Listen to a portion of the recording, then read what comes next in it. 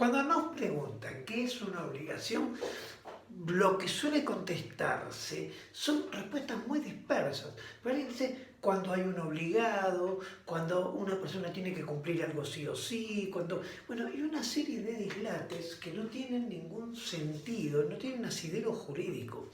Una obligación en los códigos latinoamericanos y también los europeos, pero sobre todo lo que a nosotros nos interesa en Latinoamérica es una relación jurídica. Esto es fundamental, este es el punto principal. Es más, cuando nos dice que es una relación jurídica, es evidente que necesito por lo menos dos. Y en el contrato yo voy a ver que puedo tener muchos más. En la obligación también, pero básicamente la definición pasa por aquí.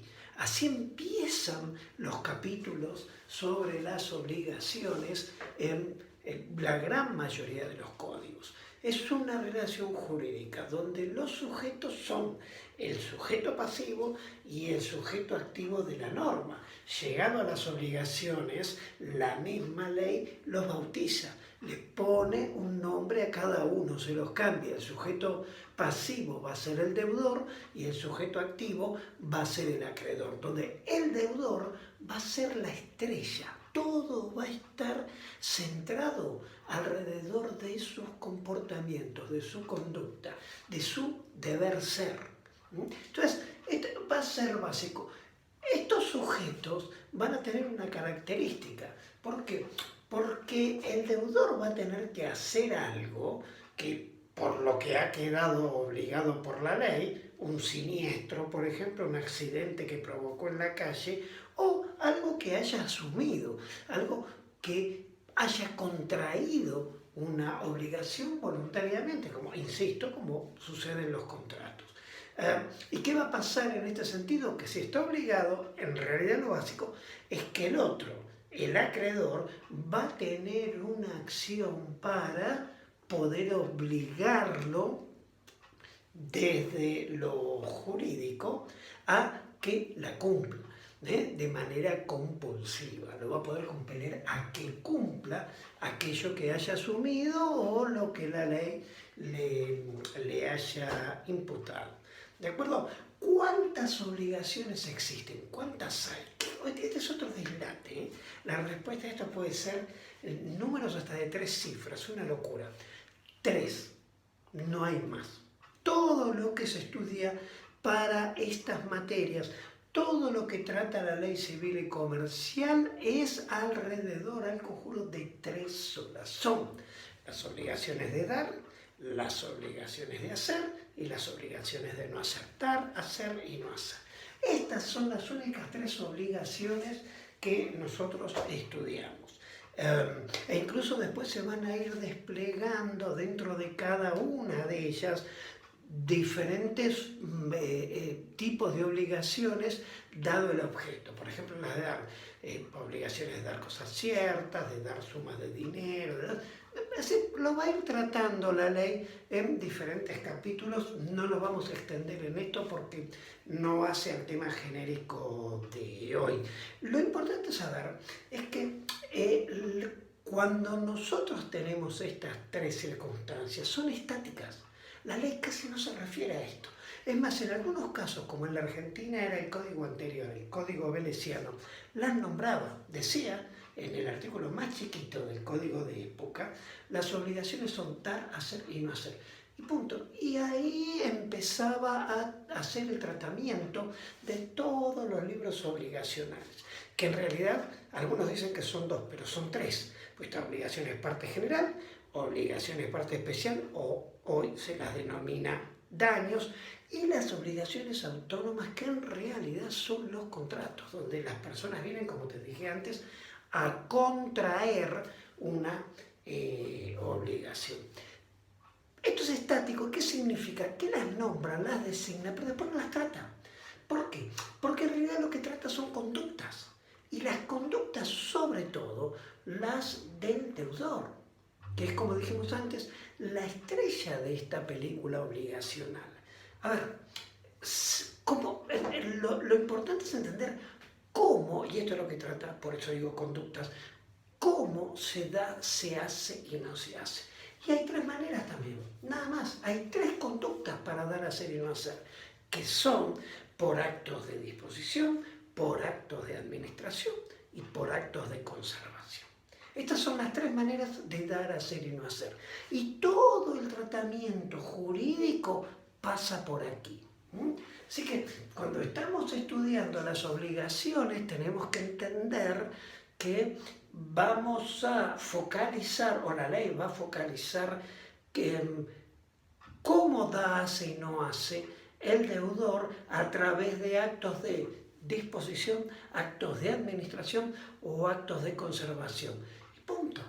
Y aparte, fíjense una cosa, cuando se establece la obligación, en general la obligación está en el futuro, es como pasa en el contrato. Es decir, alguien contrae una obligación.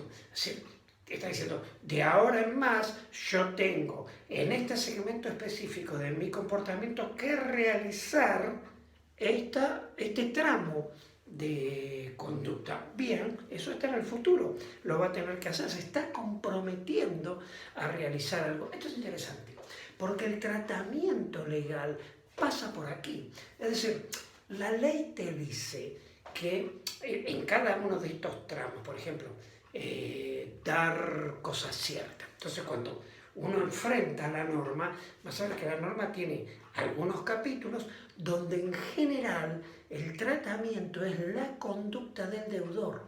Y el acreedor está al final, diciendo que es el que tiene la acción. Es decir, si se lee la ley, se va a ver que el deudor, el obligado, para esta determinada situación, lo que tiene que hacer es, y ahí leemos esto, a medida que vamos pasando los artículos.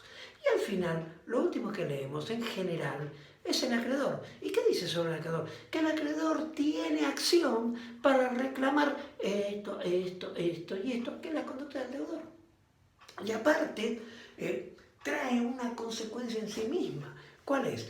Que si el deudor después, una vez que se ha ejecutado la obligación y, por ejemplo, el juez tiene que interpretarla y ve que el deudor realmente ha hecho esto y esto, ¿cuál es la consecuencia inmediata?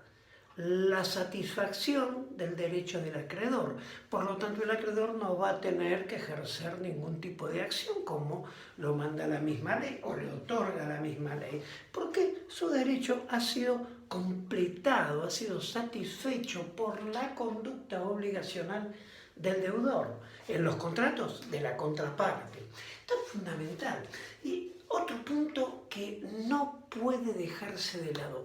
¿Cuál es la característica básica de una obligación? Que todas las obligaciones, todas, son dinerarias. Por eso como prestación se llaman obligaciones y no deber jurídico, porque el deber jurídico no es dinerario.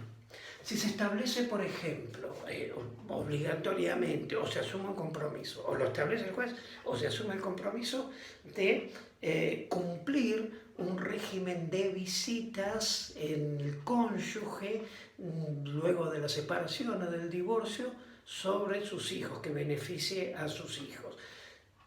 ¿Eso es una obligación? No, eso es un deber jurídico, eso no se puede convertir en dinero. No puede venir el cónyuge obligado después de un año y decirle al juez, mire, no he cumplido este año, ¿cuánto debo? Esto no se puede hacer. Sus hijos hacen un año que no se alimentan. Ese es un deber jurídico. La obligación, toda obligación, es dineraria. Y aparte, nosotros nos centramos y decíamos que nuestra estrella es el deudor, porque justamente por eso se llama los libros, o se llama la figura obligaciones, porque si la figura fuese el acreedor, los libros se llamarían de los beneficios. A nosotros nos interesa el deber ser, no el beneficio. ¿Qué es lo que tiene que hacer el obligado para satisfacer el derecho del otro? A ver, con respecto al juez, el juez tiene un mandato del legislador. En la Argentina, este es hoy el artículo 727. ¿Qué significa? que, aunque no lo dice, el legislador en ese artículo exclusivamente se dirige, le habla al juez y le dice, mire su señoría, usted no puede interpretar como presunción una obligación. Es decir, usted no puede presumir una obligación. Usted tiene que tener la obligación concreta y probada. No puede sospechar que, bueno, quedó obligado, sí, pasó tal. No, no, no. La obligación, ya sea la obligación por el daño, la obligación que sucede con imputación de la ley, lo que te dije recién, un siniestro, un accidente en la calle, lo que sea, alguien provoca un daño sin querer. Bueno, va a quedar obligado porque la causa fuente es la ley y la ley lo ordena. Tanto así como la obligación que se contrae voluntariamente, la obligación autónoma, la obligación del contrato, en cualquiera de los dos casos el efecto es lo mismo. El juez tiene que tenerla por probada. Si la cosa no está clara de entrada, hay que abrir a prueba en el juicio, en el proceso, y las partes tendrán que activar cómo hacen para que quede probada la obligación. Por eso, la interpretación de toda obligación, y también lo dice la ley, en todos los códigos que tengamos la posibilidad de leer en Latinoamérica, tiene como interpretación un carácter restrictivo. No puede abrirse la ley, el juez no puede tomar esta ley con una apertura, como un abanico donde él puede hacer varias cosas. No, el legislador le está diciendo, usted la tiene que tener por probada. Una vez que la aprobó, obligamos al deudor. Pero si no, por eso justamente el artículo 733 en la Argentina, y busquen en sus códigos, en sus países, van a encontrar que el juez tiene que llamar al deudor para que reconozca su deuda.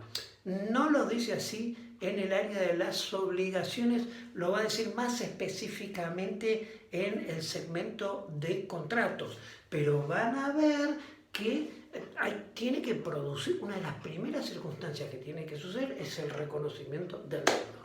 Bien, en un próximo video vamos a ver cómo se hace efectiva la obligación incumplida. Esto es importante porque tenemos que saber cómo compulsivamente poner al deudor incumpliente en situación de satisfacer el derecho del acreedor, que para eso tiene acción. Lo que les digo siempre, suscríbanse y no dejen de dar like. Gracias.